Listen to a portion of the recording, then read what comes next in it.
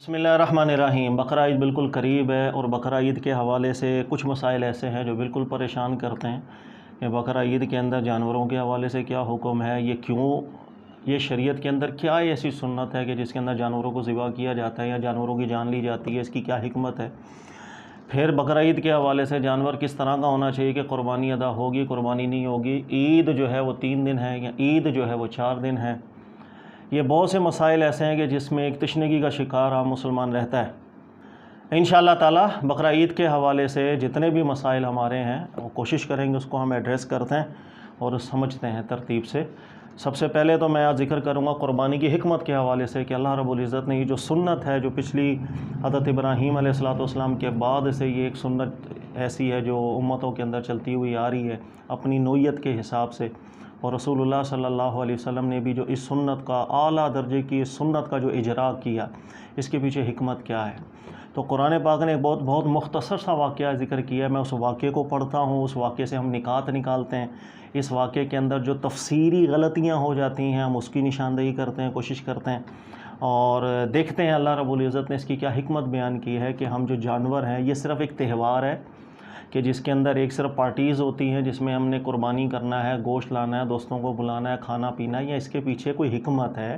اور ایک بہت بڑا تذکرہ ہے ہمیں کیا یاد کروانے کے لیے، کیا چیز مستحضر کروانے کے لیے اس سنت کا اجراء کیا گیا۔ اس چیز کو ہم سمجھتے ہیں۔ اللہ تعالیٰ نے قرآن پاک میں ارشاد فرمایا حضرت ابراہیم علیہ السلام سے متعلق، بڑا مختصر واقعہ پہلے میں پڑھ دیتا ہوں، اس کے بعد ہم انشاءاللہ اس کے کچھ نکات ہیں جس کو ہم نکالتے ہیں اور سمجھنے کی کوشش کرتے ہیں۔ رب ھب لی من الصالحین، حضرت ابراہیم علیہ السلام نے اللہ سے دعا کی کہ اللہ تعالیٰ مجھے لائق اولاد دے۔ فبشرناہ بغلام حلیم، تو اللہ تعالیٰ فرما رہے ہیں کہ ہم نے خوشخبری سنائی تھی حضرت ابراہیم علیہ السلام کو بغلام حلیم، ایک حلیم بیٹے کی۔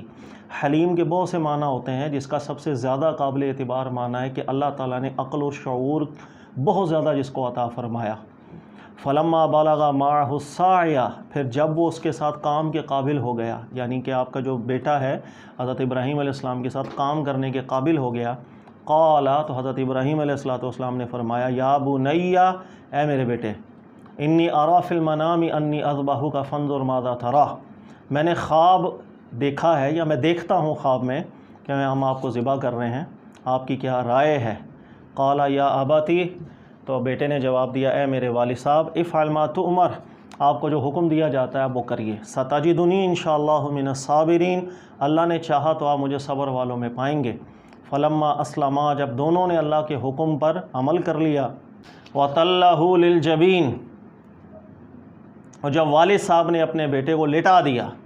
وَنَادَيْنَاهُ أَن يَا إِبْرَاهِيمُ، تو پھر ہم نے ندا کی کہ اے ابراہیم، قد صدقت رؤیا، آپ نے خواب کو سچ کر دکھایا، اِنَّا كَذَلِكَ نَجْزِي الْمُحْسِنِينَ، ہم ایسا ہی صلہ دیتے ہیں احسان کرنے والوں کو۔ إِنَّ هَذَا لَهُوَ الْبَلَاءُ الْمُبِينُ، بے شک یہ ایک بہت بڑی آزمائش تھی۔ وَفَدَيْنَاهُ بِذِبْحٍ عَظِيمٍ، اور ہم نے ایک عظیم ذبح فدیہ کے طور پر دے کر حضرت اسماعیل علیہ السلام کو بچا دیا۔ وَتَرَكْنَا عَلَيْهِ فِي الْآخِرِينَ، اور ہم نے آپ کا ذکر آگے آنے والوں میں بھی باقی رکھا۔ وَسَلَامٌ عَلَىٰ إِبْرَاهِيمَ، سلامتی ہو ابراہیم پر، كَذَلِكَ نَجْزِي الْمُحْسِنِينَ، ہم ایسے ہی صلہ دیتے ہیں احسان کرنے والوں۔ اب یہ مختصر سا واقعہ اللہ تعالیٰ نے ذکر کیا، لیکن اس واقعے کو ہم نے سمجھنا ہے۔ اس کے اندر اللہ تعالیٰ ہمیں جو 2-3 چیزیں ہیں جو سمجھانا چاہ رہے ہیں، ہم اس کو سمجھنے کی کوشش کرتے ہیں تاکہ یہ پوری حکمت یہ جو قربانی کے حوالے سے ہمارے سامنے آ جائے۔ اچھا، یہاں پر یہ جو مختصر سا واقعہ میں نے ذکر کیا، کئی طریقے سے کچھ سوالات بھی پیدا ہو جاتے ہیں۔ سوال نمبر 1 کہ عام طور پر لوگ یہ کہتے ہیں کہ وہ جس بیٹے کو آپ نے ذبح کیا وہ کون تھے، حضرت اسماعیل علیہ السلام تھے یا حضرت اسحاق علیہ السلام تھے؟ اچھا، ہماری تفاسیر کی بعض کتابوں کے اندر یہ بحث اس انداز میں آ جاتی ہے کہ جیسے کوئی اختلافی نوعیت کا مسئلہ آ رہا ہے کہ حضرت اسحاق علیہ السلام تھے یا حضرت اسماعیل علیہ السلام، یہ کوئی اختلافی نوعیت کا مسئلہ نہیں ہے، یہ خطا پر مبنی مسئلہ ہے کہ اگر اس واقعے سے حضرت اسحاق علیہ السلام کو مراد لیا جائے۔ ایسا کیوں ہے، اس کی وضاحت میں ابھی آگے کرتا ہوں۔ نمبر 2، اس واقعے کے اندر ایک چیز ہے جو عام طور پہ مفسرین حل نہیں کر پاتے، اور بلکہ اکثریت اگر آپ دیکھیں گے تو مفسرین اس کو حل کر ہی نہیں پائے، اور اس سوال کی مختلف تعویلات کی جاتی ہیں جو تعویلات کو سمجھ میں نہیں آتی، اور وہ یہ ہے کہ خواب حضرت ابراہیم علیہ السلام نے دیکھا، چونکہ خواب اللہ کے نبیوں کا وحی ہوتا ہے۔ خواب تھا بچے کو ذبح کر رہے ہیں، یہ خواب تھا، لیکن جب اس کو اللہ نے فرمایا اپنے خواب کو سچ کر دکھایا، یا اعتراض پیدا ہوا، اور وہ یہ کہ سچ تو اس وقت ہوتا خواب کہ جس وقت چھری پھر جاتی،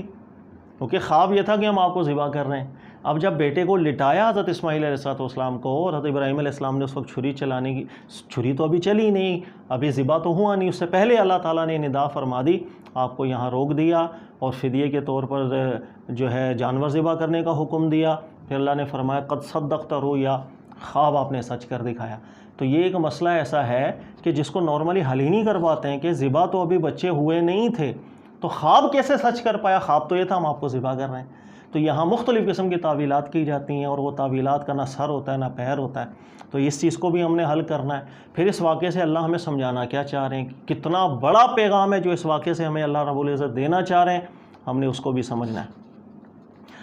اور چھوٹی چھوٹی جو تفسیر کی اور غلطی میں اس کی طرف بھی نشاندہی کر دیتا ہوں۔ سب سے پہلے دن میں رکھیے گا ربی حب لی من الصالحین، بڑی عمر میں حضرت ابراہیم علیہ السلام کو اللہ تعالیٰ نے اولاد سے نوازا تھا، اور اپنے نبیوں کو بھی اللہ رب العزت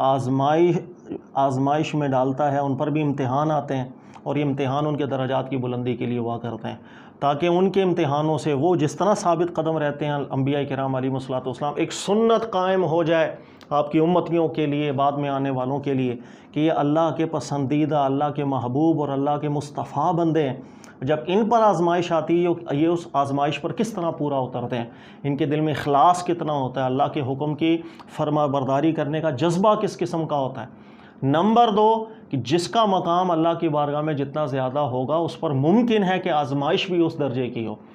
یہ بھی بالکل ممکن ہے، اس لیے کہ جو آزمائش حضرت ابراہیم علیہ السلام کی اس واقعے میں اللہ بیان کر رہے ہیں، ایسی آزمائش یا اس سے بڑی آزمائش اور کوئی ہو ہی نہیں سکتی ہے۔ ایک انسانی تقاضے کے اندر آپ دیکھیں کہ اپنے جوان بیٹے کو ذبح کرنا پڑی ہے، تو یہ بہت بڑی آزمائش تھی۔ اچھا، اللہ نے فرمایا فبشرناہ بغلام حلیم، ہم نے آپ کو بشارت دی ایک بیٹے کی، اور وہ بیٹا ہوگا حلیم، بڑی حلیم طبیعت ہوگی اس کی، عقل و شعور اللہ تعالیٰ نے بہت دیا ہوگا۔ اب جس چیز کی بشارت اللہ تعالیٰ نے دی، اس چیز کو بھی آگے واقعہ ہی ثابت کر رہا ہے کہ واقعی اللہ تعالیٰ نے انہیں شعور کا اتنا اعلیٰ مقام دیا تھا کہ ایک کم عمری کے اندر بھی انہوں نے کتنے اچھے انداز کے اندر اپنے والد صاحب کو جواب دیا تھا۔ فلما بلغ معہ السعی، جس وقت حضرت اسماعیل علیہ السلام آپ کے ساتھ کام کرنے کے قابل ہو گئے، قال یا بنی، تب کی یہ بات ہے کہ ابراہیم علیہ السلام نے اپنے بیٹے سے فرمایا تھا۔ اچھا، اب یہ جو جملہ ہے عربی کے اندر ہر بندہ اس کو سمجھ سکتا ہے، فلما بلغ معہ السعی، کہ جس وقت بیٹے کی عمر اس قابل ہو گئی کہ وہ آپ کے ساتھ کام کرنے لگ گئے، معہ السعی، آپ کے ساتھ کام کرنے کے قابل ہو گئے، یہ جملہ عربی کے اندر اسی وقت ہی اس کا اطلاق درست بیٹھے گا کہ جس وقت بیٹا جو ہے وہ والد کی تربیت کے اندر ہی ہو، اس کے ساتھ انسیت بھی قائم ہو گئی، باپ بیٹے کو پال بھی رہا ہے، بہت زیادہ انسیت بھی ہے، اسی عالم میں بچے کی وہ عمر ہو گئی کہ جس عمر میں وہ تھوڑے بہت کام بھی کر لیتا ہے اپنے والد صاحب کے ساتھ مل کے، اسی کو عربی کے اندر کہا جائے گا معہ السعی، آپ کے ساتھ جس وقت وہ ایسی کیفیت کے اندر آ گیا کہ اب کام کاج کرنے کے قابل ہو گیا۔ یہ میں اس لیے بیان کر رہا ہوں کہ قرآن پاک کی اس آیت نے واضح طور پر اشارہ دے دیا کہ ایک روایت ہے جس کو امام بخاری لے کر آئے ہیں، جس روایت کے کچھ الفاظ ایسے ہیں جس پر بہت بڑا سوالیہ نشان بن گیا اور وہ ناقابل حل ہو جاتی ہیں، اس کے متن پر سوالیہ نشان بن جاتا ہے، اور وہ یہ ہے امام بخاری جس روایت کو لائے ہیں کہ حضرت ابراہیم علیہ السلام حضرت اسماعیل علیہ السلام کو جب چھوٹے تھے آپ چھوڑ کر کے چلے گئے تھے، اور جب آپ چھوڑ کے چلے گئے اس کے بعد حضرت ابراہیم علیہ السلام جب واپس آئے تھے، اس وقت اسماعیل علیہ السلام اتنے بڑے ہو چکے تھے کہ آپ کی شادی بھی ہو چکی تھی، اور حضرت ابراہیم علیہ السلام نے اس وقت آ کر کے پیغام گھر پہ دیا کہ آپ ان کو طلاق دے دیں۔ حضرت ابراہیم علیہ السلام پھر تشریف لے گئے، اس کے بعد دوبارہ ایک دفعہ آنا ہوا، پھر حضرت اسماعیل علیہ السلام نے ان کو طلاق دے کر کے دوسری شادی بھی کر لی تھی۔ یہ واقعہ ذکر ہوا امام بخاری، لیکن اس واقعے کے متن کے اوپر ایز اٹ از ہم مان نہیں سکتے ہیں۔ اس کی وجہ یہ ہے کہ یہ بخاری کا واقعہ تقاضا کر رہا ہے، حضرت ابراہیم علیہ السلام جب اپنے بیٹے کو چھوڑ کر کے چلے گئے تھے، واپس اس وقت آئے تھے جب آپ کی شادی بھی ہو گئی تھی، حالانکہ قرآن مجید قرآن پاک کا جو واقعہ وہ ذکر کر رہا ہے کہ ایسا بالکل نہیں تھا۔ فلما بلغ معہ السعی، حضرت ابراہیم علیہ السلام اس وقت بھی اسماعیل علیہ السلام کے ساتھ تھے کہ جس وقت وہ اس عمر کو پہنچے تھے کہ جو بہت کم عمری ہوتی ہے، 9 سال 10 سال 11 سال 12 سال، بس اس ایج کو اور اس وقت کا واقعہ اللہ ذکر کر رہے ہیں. اوبویسلی شادی ہوگی تو اس کے بعد جا کر ہوگی, تو یہ کیسے ہو سکتا ہے کہ یہ واقعہ پہلے ہو جائے؟ اور ایک روایت ذکر کر رہی ہے کہ حضرت ابراہیم علیہ السلام اسماعیل علیہ السلام سے اس وقت ملے تھے جب ان کی شادی بھی ہو گئی. لہٰذا یہ جو بخاری کی روایت ہے, اس کی روایت کے متن کے اوپر بہت سے علماء نے سوالیہ نشان لگایا کہ اس کے متن اور قرآن پاک کا مضمون یہ کہیں کلیش کر رہا ہے. لہٰذا بالکل ایز اٹ از اس متن کو ہم قبول نہیں کر سکتے. اچھا, اس کے بعد قال یا بنی, آپ کے والد نے حضرت ابراہیم علیہ السلام نے حضرت اسماعیل علیہ السلام سے فرمایا, انی ارا فی المنام, ہم دیکھ رہے ہیں خواب میں, انی اذبحک فانظر ماذا تری, کہ ہم آپ کو ذبح کر رہے ہیں, آپ کی کیا رائے ہے؟ اب یہاں دیکھیے گا کہ مضارع کا صیغہ استعمال ہوا ہے, اس کو بھی کئی علماء نے حل کرنے کی کوشش کی ہے. یعنی ہونا یہ چاہیے تھا انی رأیت فی المنام, کہ ہم نے ایک خواب دیکھا ہے جس خواب میں ہم آپ کو ذبح کر رہے ہیں. لیکن یہاں پر ماضی کا لفظ استعمال نہیں کیا. حضرت ابراہیم علیہ السلام نے مضارع کا لفظ استعمال کیا, انی ارا فی المنام, ہم دیکھ رہے ہیں خواب میں کہ ہم آپ کو ذبح کر رہے ہیں. اب اس کے دو محمل بن سکتے ہیں. ایک محمل تو یہ بن سکتا ہے جس کو اکثر مفسرین نے چنا بھی, کہ مضارع کا لفظ یہ تقاضا کر رہا ہے اشارۃ بالنص, جیسے حضرت ابراہیم علیہ السلام کو یہ خواب ایک دفعہ نہیں آیا تھا بلکہ کئی دفعہ آیا تھا. ایک دفعہ خواب آیا, اس کے بعد پھر دوسری دفعہ آیا, پھر تیسری دفعہ آیا. تو یہ مضارع کا صیغہ تقاضا کر رہا ہے کہ شاید یہ خواب جو ہے آپ کو کئی دفعہ آیا ہو, اس لیے آپ نے مضارع کے لفظ سے تعبیر کیا کہ ہم دیکھ رہے ہیں خواب کے اندر کہ انی اذبحک فانظر ماذا تری. لیکن یہ جو تعویل ہے کہ مضارع کے صیغے سے بار بار خواب کو مراد لینا قدر کمزور ہے. محققین علماء کرام نے اس کو قدر کمزور رکھا, اس لیے کہ اس خواب کو بار بار آنے کا مطلب یہ ہے کہ اگر خواب چکے وہی ہے, اور اللہ کی طرف سے جب نبی کو پیغام ایک مل رہا ہے, جب اللہ کی طرف سے ایک پیغام مل رہا ہے, تو ہم یہ کیسے کہہ سکتے ہیں اس پیغام کو جو ہے اپنے بیٹے سے ڈسکس کرنے کے لیے, اس پر اقدام اٹھانے کے لیے وہ انتظار کر رہے ہیں, پھر دوبارہ خواب میں پیغام ملا, پھر انتظار کر رہے ہیں, تیسرا خواب میں پیغام ملا, پھر انتظار کر رہے ہیں. یہ اللہ کے نبی کی شایان شان نہیں. اور حضرت ابراہیم علیہ السلام جتنی اطاعت کے اندر آپ کی شان اللہ نے ذکر کی ہے کہ وہ اللہ کے حکم کی اطاعت جس انداز میں کرتے تھے, تو یہ آپ کے شایان شان بھی نہیں بنتا. اور دوسری بات, اگر ہم یہاں پر یہ تعویل کر دیں کہ ممکن ہے پہلی دفعہ جب خواب ابراہیم علیہ السلام نے دیکھا ہو تو اس خواب سے مراد کیا تھی, تعبیر کیا تھی, اللہ کیا حکم دینا چاہ رہے ہیں, سمجھ نہ پائے ہوں, پھر دوسری دفعہ, تو یہ سارے الفاظ جو ہیں یہ میں اپنی طرف سے ہی ڈالی جا رہا ہوں, اللہ نے اس چیز کو ذکر نہیں کیا. لہذا مضارع کے لفظ سے یہ تعبیر, یہ نکالنا اشارۃ من الحکم کہ شاید خواب بار بار آیا تھا, یہ بات تھوڑی کمزور ہے. ہاں, عربی کا ایک اور اصول ہے, اور عربی کا ایک اصول یہ ہے کہ خواب کے اندر اگر کسی عمل کرنے کا ذکر کیا جائے, میں نے خواب تو ماضی کے اندر دیکھا ہے, لیکن اس کو جب میں مضارع سے تعبیر کروں گا تو ایک عربی کے اندر باقاعدہ ضابطہ استعمال ہوتا ہے اس چیز کا کہ مضارع کا مطلب یہ ہوتا ہے کہ وہ سامنے والے سے مشورہ بھی کر رہے ہیں,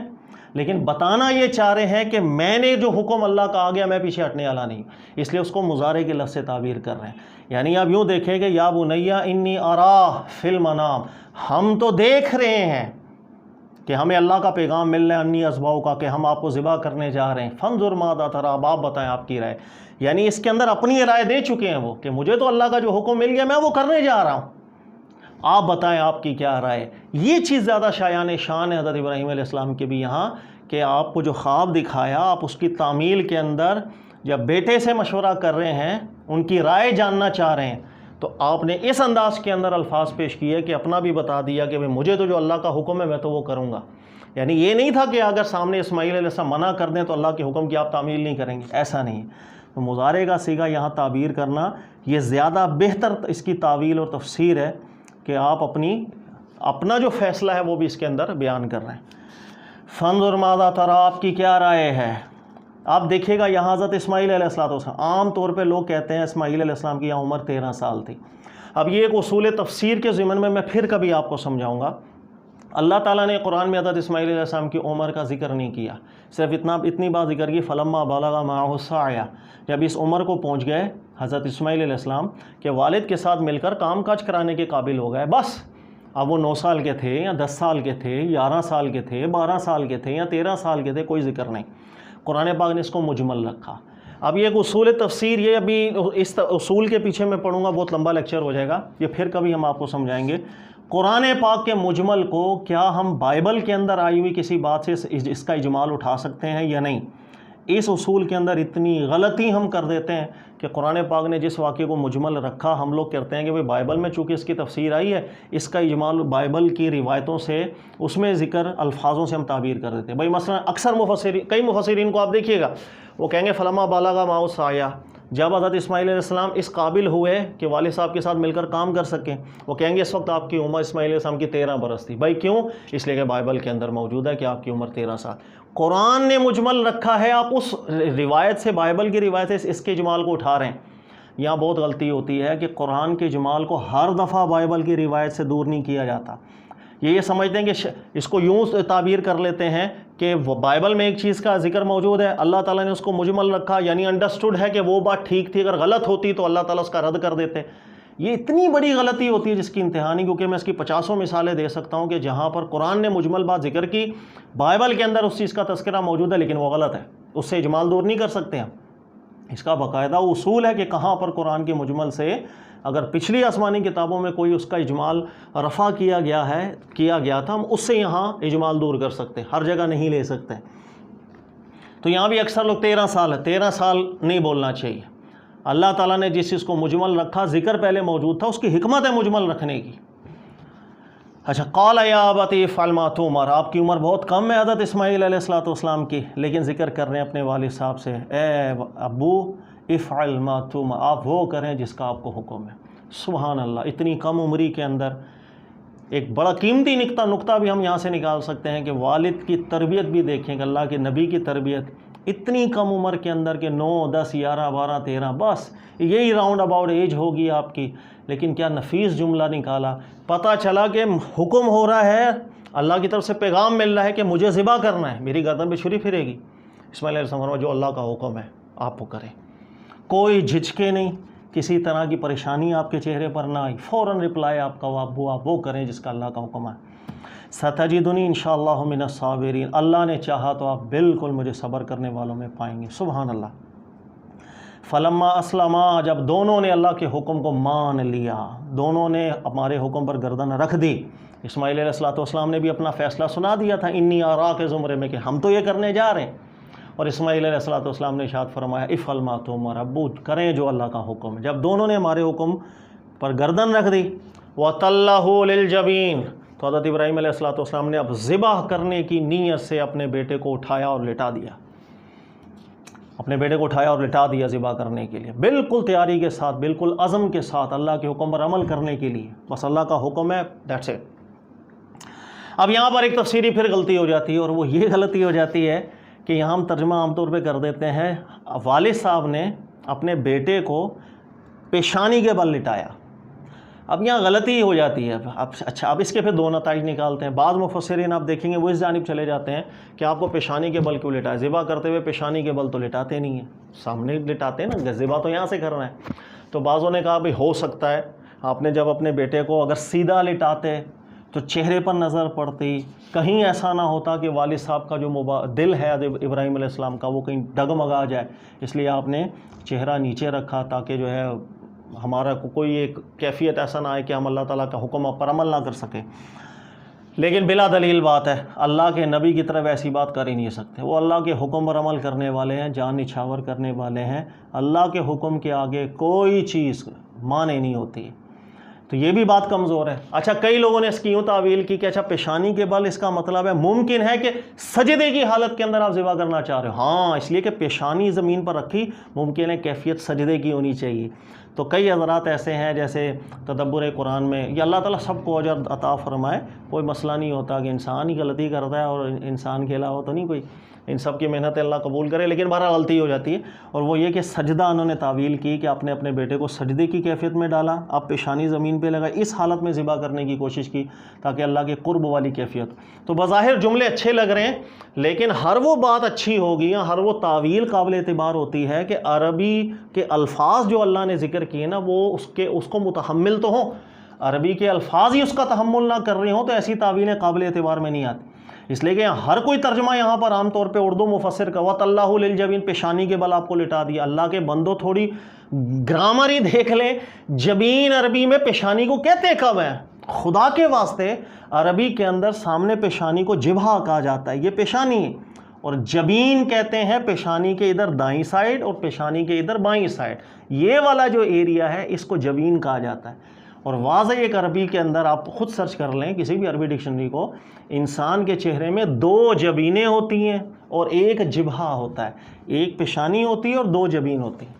اس آیت مبارکہ میں اللہ نے بیان کیا وَتَلَّهُ لِلْجَبِينِ، جب آپ کو جبین کے بل لٹایا، یعنی اسی طرح جس طرح ہم جانوروں کو لٹاتے ہیں اسی سنت پر جو حضرت ابراہیم علیہ السلام نے اپنے بیٹے کو لٹایا تھا اس طرح، تو وہی بات اللہ نے ذکر کی کہ جبین کے بل آپ کو لٹایا، پیشانی کے بل نہیں۔ جبین میں اور جبہہ میں بڑا فرق ہے۔ تو عربی لفظی جب الگ ہے تو میں جبین کو جبہہ بنا دوں، پیشانی بنا دوں اور پھر یہ تعویلیں کروں تو یہ تعویلیں قابل اعتبار نہیں ہوتی ہیں، قرآن کا لفظ متحمل ہونا چاہیے۔ اسی لیے آپ دیکھیں محمد بن صالح عثیمین صاحب کو تفسیر عثیمین میں بالکل واضح ذکر کر کے چلے گئے کہ بھئی جبین میں اکثر لوگ غلطی کرے جاتے ہیں، پیشانی مراد کا، کہاں پیشانی؟ جبین تو پیشانی کے سائڈ والے ایریا کو کہتے ہیں، اس کو جبہہ کہتے ہیں عربی کے اندر۔ تو جس وقت آپ نے عزم کے ساتھ رکھ دیا، اور بالکل ایک عزم تھا اللہ کے حکم پر عمل کرنے کا اور چھری چلانے کا، وَنَادَيْنَاهُ أَن يَا إِبْرَاهِيمُ، تو اللہ تعالیٰ کی طرف سے ندا ہوئی اے ابراہیم۔ اب یہاں پر عموماً بعض لوگ یہ بھی روایات لے آتے ہیں کہ حضرت ابراہیم علیہ السلام نے چھری چلانا شروع کر دی تھی لیکن چھری کاٹ نہیں تھی رہی۔ اس چیز کا قرآن و سنت کے اندر کوئی چیز مذکور نہیں، اپنی طرف سے اضافہ نہیں کرنا چاہیے۔ بس اتنا ذکر ہے جب آپ نے عزم کے ساتھ اپنے بیٹے کو ذبح کرنے کے لیے لٹا دیا، اللہ کے حکم پر عمل کرنے جانے لگے، وَنَادَيْنَا، اللہ کی طرف سے ندا دے دی گئی، اَن يَا ابراہیم، اے ابراہیم، قد صدقت رؤیا، آپ نے خواب کو سچ کر دکھایا، اِنَّا كَذَلِكَ نَجْزِي الْمُحْسِنِينَ، ہم احسان کرنے والوں کو ایسے ہی بدلہ دیا کرتے ہیں۔ اب یہاں پر پھر اعتراض پیدا ہو گیا تھا، یہ پہلے ہم ان آیتوں کو حل کرتے ہیں نا، پھر دیکھتے ہیں اس میں درس کیا دیا جا، وہ سبق کیا ہے۔ اب یہاں پر عموماً ایک بہت بڑا اعتراض ہوتا ہے، اور وہ اعتراض یہ ہوتا ہے کہ حضرت ابراہیم علیہ السلام نے خواب دیکھا تھا بیٹے کو ہم ذبح کر رہے ہیں، ابھی آپ نے بیٹے کو لٹایا ہے، حقیقت کے اندر ابھی گردن کٹی نہیں، اس سے پہلے اللہ تعالیٰ نے روک دیا اور اللہ نے فرمایا قد صدقت رؤیا، اللہ فرما رہے ہیں آپ نے خواب کو سچ کر دکھایا۔ ذبح تو ہوئی نہیں، سچ کر کیسے دکھایا؟ اس چیز کو حل ہی نہیں کر پائے لوگ، اس قدر تعویلات کے اندر پڑھنا شروع کر دیا، اتنی آسان اس کی تعویل ہے۔ تعویل کیا؟ مطلب قرآن کو قرآن سے ہی سمجھیں گے، اللہ تعالیٰ کے اس واقعے کے ساتھ حکمت کیا تھی اس کو ہم جب سمجھیں گے یہ بات بالکل کلیئر ہو جائے گی کہ یہاں پر ذبح کرنے سے پہلے کیوں اللہ تعالیٰ نے ندا کر کے فرمایا آپ نے خواب سچ کر دکھایا۔ اس کی ساری حکمت جو ہے ہماری ذبح کے اندر، یہ جو سنت جاری ہوئی یہیں پر تو پوشیدہ تھی، اسی بات کو تو سمجھنا تھا، اور وہ میں اب سمجھا دیتا ہوں، اور وہ یہ ہے، دیکھیے گا قربانی کے اندر ہم جانور لے کر آتے ہیں، وہ جانور لے کر آئے، آ کر کے اس کو ذبح کر دیا، اس کے بعد گوشت خود کھا لیا۔ وہ سوال یہ ہے کہ پورا سال ہم یہ تو کام کر رہے ہوتے ہیں، روزانہ جاتے ہیں، چکن ہے ذبح کروایا، گوشت لا کے کھا لیا، دیگر دنوں کے اندر ہمیں پورا سال یہی کر رہے ہوتے ہیں ہم، تو قربانی کے دنوں میں بھی جانور لے کر آیا، اس کو ذبح کیا، گوشت پکایا، کھا لیا، دونوں چیزوں کے اندر کیا فرق ہے؟ تو اس حکمت کو پہلے ہم سمجھیں، پھر ہمیں پتہ چلے گا کہ یہ کیا واقعہ ذکر ہوا، یا چھری پھیرنے سے پہلے کیوں روک دیا گیا، کیا چیز اللہ تعالیٰ نے بیان کی۔ اب دیکھیے گا یہاں پر جو حکمت ہے ہم وہ پہلے سمجھتے ہیں تاکہ یہ واقعہ بالکل سمجھ میں آئے۔ اب ہم حضرت اسماعیل علیہ السلام بڑی عمر میں ابراہیم علیہ السلام کو اللہ نے اولاد سے نوازا تھا، حکم ہو گیا آپ کو ذبح کر دیں۔ سب سے قیمتی نقطہ سمجھیں، اللہ کے ہر حکم میں حکمت ہوتی ہے، اس واقعے میں بھی بہت بڑی حکمت تھی، ایک سنت جاری کرانی تھی اللہ رب العزت نے قیامت تک کے لیے، ایک تذکرہ ہونا تھا ہر ایک کو، جس مقصد کے لیے اس دنیا کے اندر ان کو بھیجا گیا اس مقصد کی یاد دہانی کے لیے اللہ تعالیٰ نے ایک بڑی سنت قائم کرنی تھی جو امتوں کے اندر چلنی تھی، رسول اللہ صلی اللہ علیہ وسلم کی امت میں بھی چلنی تھی۔ اللہ کا کوئی کام حکمت سے خالی نہیں ہوتا، اس واقعے میں بھی اللہ کی حکمت تھی۔ لیکن جس وقت حضرت ابراہیم علیہ السلام کو اللہ نے فرمایا تھا بیٹے کو ذبح کر دو، خواب میں حکم ہوا، صبح آپ نے اپنے بیٹے سے کہا ہم ذبح کرنے جا رہے ہیں آپ کو، بیٹے نے کہا ابو کر دیں ذبح، اور آپ کو ذبح کرنے کے لیے لٹا بھی دیا، چھری بھی چلانے لگ گئے، یہاں تک پہنچ گئے۔ سوال یہ اس پوری ڈیوریشن کے اندر اس حکم کی حکمت کیا تھی، حضرت ابراہیم علیہ السلام کو تو نہیں پتا تھی۔ یہ ہے سب سے قیمتی نقطہ جو سمجھے اس واقعے سے، وہ یہ کہ اللہ کے ہر حکم میں حکمت ہوتی ہے۔ ضروری نہیں اللہ کے حکم کی حکمت آپ کو عمل کرنے سے پہلے پتہ ہونی چاہیے، کیا مجھے حکمت تو پتہ چلے اس کی کیا ہے پھر میں عمل کر لوں گا۔ اگر اللہ کا حکم ہے یہ کنفرم ہو جائے آپ کو، یہ اللہ کا حکم ہے، اللہ کے نبی علیہ الصلوۃ والسلام کا مبارک اعلیٰ حکم ہے، لیکن آپ کو اس کی حکمت سمجھ میں نہیں آ رہی، اس کا دین دنیا فائدہ کچھ نظر نہیں آ رہا، جب تک آپ کو حکمت سمجھ میں نہیں آئی اور آپ اس حکم پر عمل نہ کریں، یار مجھے تو حکمت سمجھ میں نہیں آ رہی، اس چیز کی اجازت نہیں ہوتی ہے۔ اس واقعے نے سب سے بڑا درس یہ دے دیا، اللہ نے حکم دیا، اس کے کاموں میں حکمت ہی حکمت ہے۔ اگر مجھے حکمت سمجھ میں نہیں آ رہی ہے کوئی بات نہیں، میں وہ کام پھر بھی کروں گا۔ ہمارے یہاں یہ وہ نظریہ ختم ہو جاتا ہے یہاں پر ایک بہت بڑے طبقے کا، جو کسی بھی دین کے کام کو کرنے سے پہلے اس کی حکمت پہ غور کرتا ہے، اور اگر کسی کام میں حکمت نہ مل رہی ہو تو اس پہ اعتراض کر دیتا ہے، یار اس کام کی کیا حکمت ہے، کوئی حکمت سمجھ ہی نہیں آ رہی ہے۔ اگر مجھے کسی کام کی حکمت سمجھ میں آئے یا نہ آئے، اللہ کا حکم ہے کنفرم ہو جائے، آپ حکمت کے پیچھے نہیں پڑتے، حکمت بعد میں بھی ظاہر ہو سکتی ہے۔ پہلا حکم، پہلا درس اس واقعے سے جو قیمتی ہے وہ یہ ملتا ہے۔ لہٰذا آج بھی ہمیں کوئی بولے یا قربانی کرنے کی کیا حکمت ہے، مجھے اگر نہیں بھی پتہ چلے اس کی حکمت کیا، اللہ کا حکم ہے یہ مجھے کنفرم ہے، رسول اللہ صلی اللہ علیہ وسلم نے سنت جاری کرے، مجھے حکم ہے، میں اس کی اطاعت کروں گا، میں مانوں گا اور قربانی کروں گا۔ حکمت بعد میں پتہ بھی چلتی رہے، ابھی پتہ، اگر ابھی مجھے علم نہیں ہے کوئی بات نہیں۔ دوسری بات ابراہیم علیہ السلام نے، اب دیکھیے گا، اللہ نے فرمایا حکم یہ کرنا ہے، آپ کر رہے ہیں، آپ کو حکمت نہیں پتہ تھی، بس بچہ قربان کرنا ہے، کر رہے ہیں۔ حکمت بعد میں پتہ چلی کہ اللہ نے سنت کو جاری کیا۔ اب آپ نے اپنے بیٹے کو لٹا دیا، اور لٹانے کے بعد ابھی ذبح کرنے لگے تھے، چھری پھری نہیں تھی گردن پہ، اللہ نے فرمایا رک جائیں، آپ نے خواب کو سچ کر دکھایا۔ کیا وجہ ہے اس کی حکمت کیا ہے؟ اس کی حکمت یہ دیکھیں، اللہ نے قرآن میں خود ہی فرما دیا، لن ینال اللہ لحومها ولا دماؤها ولکن ینالہ التقوی منکم۔ اس لیے کہ اللہ نے جو قربانی کی سنت جاری کی ہے نا، اللہ نے واضح ارشاد فرما دیا کہ اللہ کو نہ تمہارا گوشت پہنچتا ہے، نہ اللہ کو خون پہنچتا ہے۔ قربانی کا مقصد یہ ہے ہی نہیں کہ گوشت اور خون،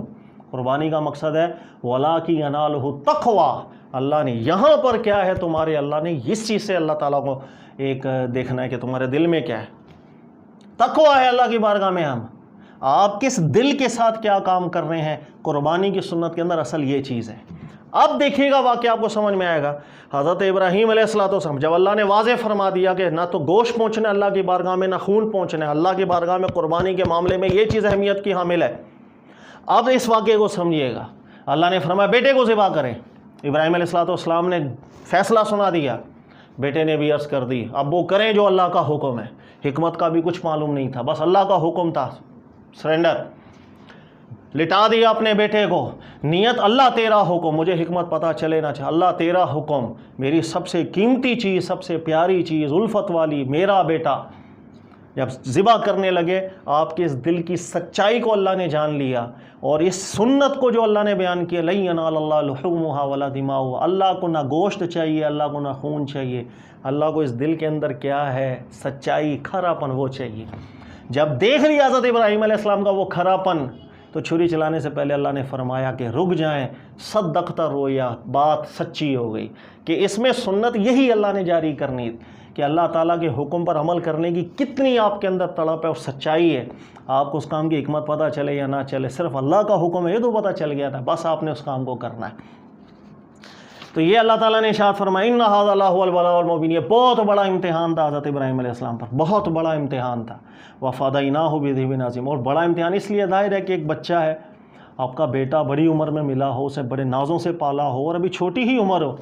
اس کی گردن پہ چھری پھیرنی پڑی ہے، اس کا احساس تو ایک والد ہی کر سکتا ہے۔ پھر اللہ نے فرمایا وفدیناہ بذبح عظیم، اور ہم نے ایک فدیہ کے طور پر ایک عظیم ذبح دے دیا۔ یہاں تفسیری غلطی اکثر ہو جاتی ہے، وہ یہ کہ آپ کا جو مینڈا ذبح کیا تھا وہ جنت سے لایا گیا تھا، ایسی کوئی بات ثابت نہیں ہے جنت سے۔ بات وہ ہوتی ہے ہمارے دین میں جو اللہ نے بیان کی، یا اللہ کے نبی علیہ السلام سے صحیح طور پر ثابت ہو جائے، دیٹس اٹ۔ کوئی اس چیز کا ثبوت نہیں کہ جنت سے لایا گیا یا نہیں لایا۔ کچھ اسرائیلی روایتیں ہیں کہ وہ قابیل والا جانور تھا جو انہوں نے قربان کیا، اس کی بھی کوئی ثبوت اس چیز کا نہیں ہے۔ اسی دنیا کا جانور تھا، اسی دنیا کے جانور کو شکرانے کے طور پر، پھر فدیے کے طور پر ذبح کیا گیا، پھر اسی سنت کو اللہ تعالیٰ نے آگے جاری کیا۔ وَتَرَكْنَا عَلَيْهِ آخِرِينَ، اور اللہ تعالیٰ نے بعد والوں میں بھی آپ کے ذکر کو، تعریف کو اللہ تعالیٰ نے باقی رکھا۔ سلام علی ابراہیم، ابراہیم پر سلامتی۔ تو یہ واقعے کی میں نے پوری جو تفصیل بیان کی، اس پوری تفصیل سے جو ہمیں نقطہ سمجھ میں آتا ہے وہ یہ، اللہ کے حکم کے آگے حکمت سمجھ میں آئے یا نہ آئے، انسان کو سر خم تسلیم کرنا چاہیے،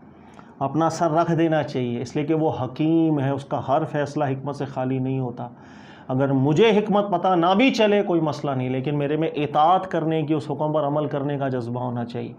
نمبر 2، سچی نیت یہ ہونی چاہیے کہ اللہ کے حکم کے آگے اولاد ہو، ماں باپ ہوں، دنیا ہو، ان سب سے بڑھ کر اللہ کے حکم کو انسان رکھے، اس لیے کہ وہ خالق ہے، وہ مالک ہے۔ اور اس دنیا کے اندر کمال یہ ہے، اس دنیا کا کمال یہ ہے کہ انسان قل ان صلاتی و نسکی و محیای و مماتی للہ رب العالمین، آپ فرما دیجئے کہ میری نمازیں، میری قربانیاں، میرا جینا اور میرا مرنا للہ رب العالمین، یہ کمال ہے۔ اور اس کمال پر پورا حضرت ابراہیم علیہ السلام اترے تھے کہ جینا ہو، مرنا ہو، قربانیاں ہو، عبادتیں ہو، اللہ سب تیرے لیے۔ اللہ تو نے بچے کی قربانی مانگی تیرے لیے، یہ ایک جذبہ ہے جو دل میں تھا مبارک حضرت ابراہیم علیہ السلام۔ یہ سب نکات قربانی کی جو سنت جاری کی گئی، اس قربانی کی سنت کے اندر اس دل کا بڑا خیال رکھنا، یہی چیز اللہ کے پاس جانی۔ ہمارے دلوں کے اندر نیتیں اگر یہ ہوں کہ بھائی یہ جانور آنا ہے، اچھا جانور لے آئیں گے، چار ذرا پارٹی پوٹی ہو جائے گی، گوشت جمع ہو جائے گا، اللہ سب دلوں کے حال جانتا۔ آپ کے دل کے اندر اگر یہ چیزیں واقع اللہ نے ذکر کیا، یہ ہو کہ اللہ تعالیٰ بچے کی قربانی مانگی تھی، حضرت ابراہیم علیہ السلام سچے دل سے قربانی دینے چلے گئے، شکرانے کے طور پر پھر جانور کو ذبح کیا گیا۔ ہم پہلے جانور کو ذبح کر رہے ہیں، لیکن یہ عزم رکھیں کہ اللہ تعالیٰ تیری راہ کے اندر اگر بڑی سے بڑی قربانی بھی دینی پڑی تو سچا دل ہونا چاہیے، سچے دل سے قربانی دیں گے۔ اس چیز کے تذکرے کا نام یہ قربانی عام ذبح نہیں ہو تو پورا سال ہم کرتے ہیں۔ تو یہ جو بقرہ عید کے اندر قربانی کر رہے ہیں، یہ جو واقعہ اللہ نے ذکر کیا، اس واقعے کا ایک تذکرہ ہے، تاکہ انسان کو یہ ذہن میں بار بار ہر سال آتا چلا جائے کہ میرا مقصد ہے ان صلاتی و نسکی و محیای و مماتی، میرا جینا، میرا مرنا، میری عبادتیں، میری قربانی اللہ کے لیے۔ ہر بندہ اس کتنے پیمانے پر پورا اترتا ہے، یہ ہے مقصد اس چیز کا۔ لن ینال اللہ لحومها ولا دماؤها، نہ گوشت جانا ہے اللہ کو، نہ خون جانا ہے، جانا ہے دل تقویٰ۔ اللہ تعالیٰ سمجھنے کی توفیق دے، جزاک اللہ۔